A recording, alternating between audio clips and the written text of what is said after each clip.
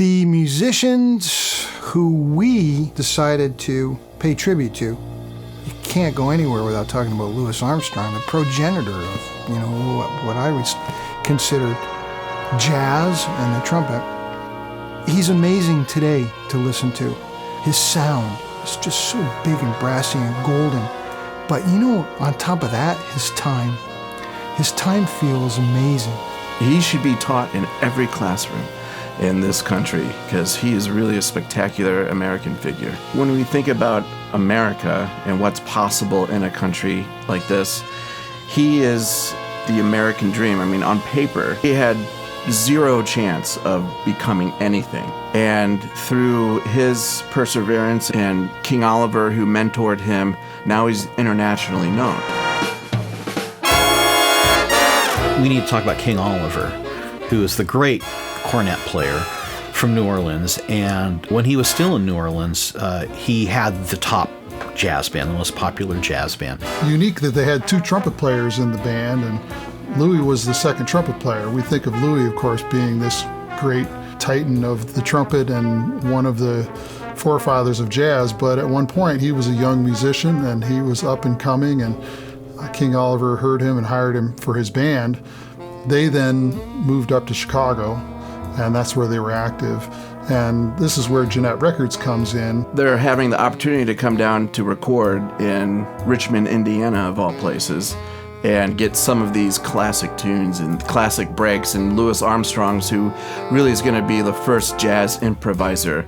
He's going to move jazz from a very vertical, banjo-sounding, chunky thing to a more lyrical, melodic music.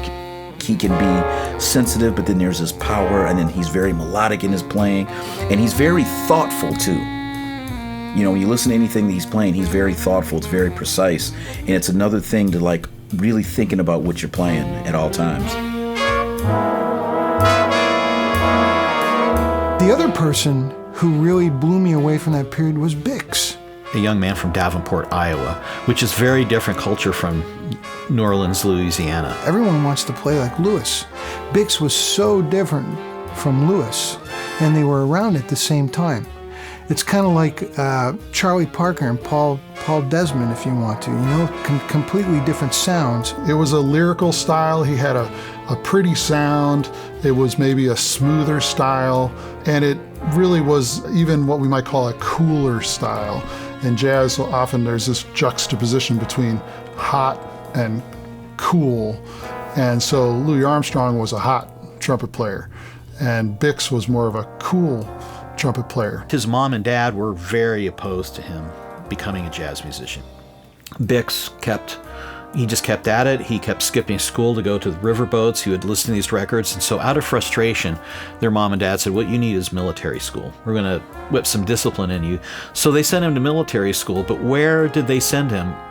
A military school in Chicago, which was the center of the jazz universe at that time. So they absolutely were an unwitting supporter in the development of Bix. Bix had great time, Bix had great sound, and it just goes to show you that everyone who's got a story to tell can tell it, provided they can play their instrument, they can produce a sound, and they can improvise. So where Louis Armstrong is often referred to as the first great jazz soloist, Jelly Roll Morton is often referred to as the first great composer-arranger in jazz. He's one of the first people to actually write down these improvised arrangements that people would traditionally come from like a second line street band. Trumpet would have the melody, then clarinet would be playing a counter melody, and trombone harmony, and tuba playing the bass notes. And that'd all be improvised, but he brought all that together and wrote down the specific lines that they were going to play. Jelly Roll, oh, come on, man. Really inspired a lot of people at the time. He was a little bit cocky, but, look what he could do.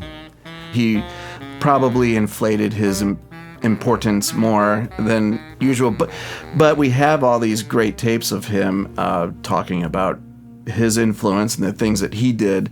And one of the things that he always said, jazz has a Spanish tinge to it. So, New Orleans was a huge melting pot of everything. It was owned by the French, and then the Spanish, and the French again, and then America bought it. Music was an important part of all those cultures. So New Orleans, really, for a time in North America, was the single thriving community for all this happening. So we had a tradition of all this music. Hoagy Carmichael became one of the most famous and known and greatest songwriters of American music. By the time you get into the 1940s, Hoagy Carmichael was a household name. He was on the radio. He was in many movies, in some cases as himself or a version of himself, to the point where he was a draw. He was a law student at Indiana University studying law, working at getting his degree. But he, like so many other musicians, even to this day, young people, they're pursuing something and then they hear this great music and they just can't resist it. So Hoagy Carmichael was writing music and playing piano, getting his law degree. He'd befriends Bix Beiderbecke and the musicians in Bix's band coming down from Chicago to play gigs at Indiana University. And they became such great friends that Hoagy was constantly encouraged by Bix to keep writing more music. And he would.